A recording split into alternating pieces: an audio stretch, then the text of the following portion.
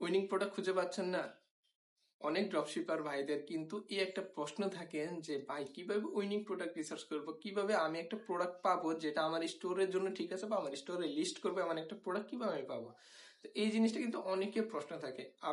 আমি একটা সহজ কথা বলি, সেটা হচ্ছে আপনি চিন্তা করবেন, আপনি একজন কাস্টমার হয়ে চিন্তা করেন, একজন বিজনেস ওনার না, আপনি একজন কাস্টমার হয়ে চিন্তা করুন যে একটা প্রোডাক্ট যখন আপনার সামনে আসবে ওই প্রোডাক্টটা আপনি কেন কিনবেন।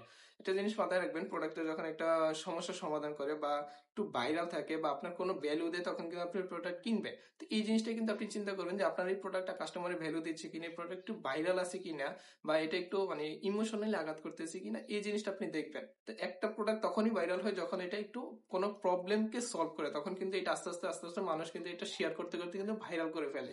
তো এই জিনিসগুলো আপনি মাথায় রাখবেন। তো যখন আপনার একটা প্রোডাক্টের মধ্যে এই জিনিসগুলো আসলে দেখবেন, আপনি একজন কাস্টমারের যখন চিন্তা করবেন যে এটা আমার জন্য ঠিক আছে, আমি এটা কিনতে স্বাচ্ছন্দ্য বোধ করতেছি, তখন এটা নির্দ্বিধায় আপনি আপনার স্টোরে কিন্তু এটা লিস্ট করতে পারেন।